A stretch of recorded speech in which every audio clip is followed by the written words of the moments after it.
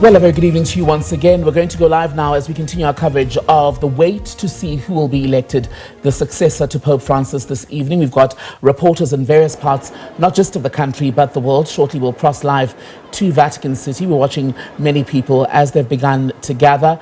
You'll continue to see many of these spectacular images coming from in and around Vatican City. Earlier, we looked at what appeared to be thousands of people who've already gathered there wanting to witness firsthand once the smoke begins to billow from the Sistine Chapel. What people are hoping for is a sign of white smoke, which would mean good news. A new pope has been elected. If the smoke is black, the process will be rerun as many times as is necessary until we get to that two-thirds majority of more than 85%. Let's go live then to Rome in Italy. Bring in SABC News correspondent Trent Murray. Trent, a very good evening. So in the last, hour and a half or so, we saw the cardinals essentially go into conclave, the lockup period, if you will. Talk us through what we witnessed in those moments.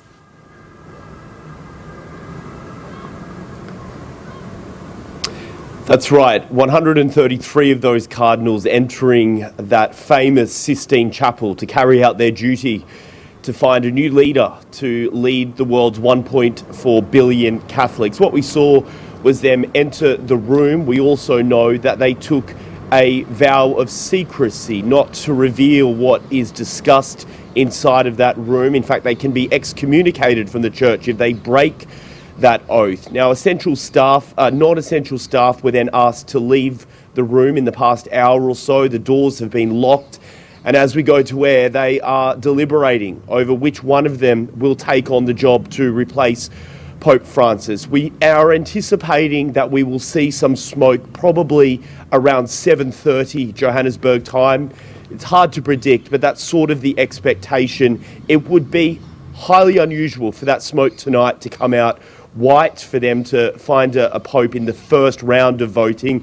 In the past, it's generally taken a couple of days, but nevertheless, there will be, as you rightly say, thousands of people gathering in St. Peter's Square to get a front row seat for themselves at this historical moment. And Trent, whoever is elected when it eventually happens will bear a great deal of responsibility, not just because of the size of the church and what it represents, but also the glare of the world, because the church is scrutinized even from the outside.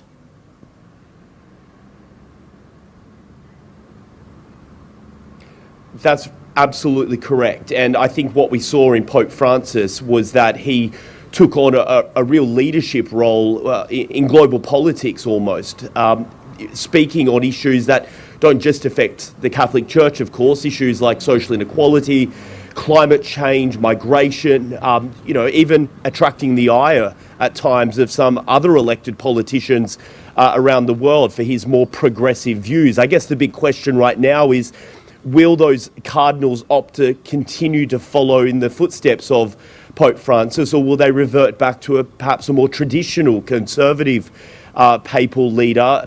That is probably really the crux of what the debate is right now inside the Sistine Chapel. There are different groups, there are different factions. It may be a church, but it is highly political amongst the leadership, and there's probably a bit of a power play underway right now, deciding which direction of travel this church takes.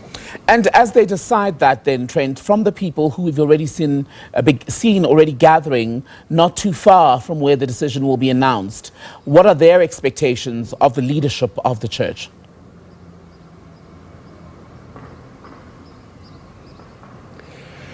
Well, if you go down there and speak to them, they will all give you their opinion. And of course, there's a diverse range of views. I mean, some people here loved, adored Pope Francis. They're still mourning his loss and would like to see someone similar to him replace him. But there are others who aren't really happy with his leadership and would like to see the church focus more on its sort of core mission of teaching the theology of the Catholic belief and focusing less on political issues.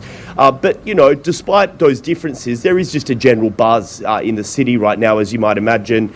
Many excited people down there singing, dancing, praying. There's, of course, merchants selling souvenirs from this moment. And the Italians themselves are quite loving all of the attention. I think they're having a national competition called Fanta Papa. It's effectively a fantasy football style tournament, but instead of picking a football team, you pick a potential pontiff, and if you make the right choice, then you and perhaps some of your work colleagues can win some money. Trent, let's leave it there for now. Trent Murray live for us in Rome as we continue to wait for the conclave to begin to give us a sense of what it's decided regarding the election of a pope.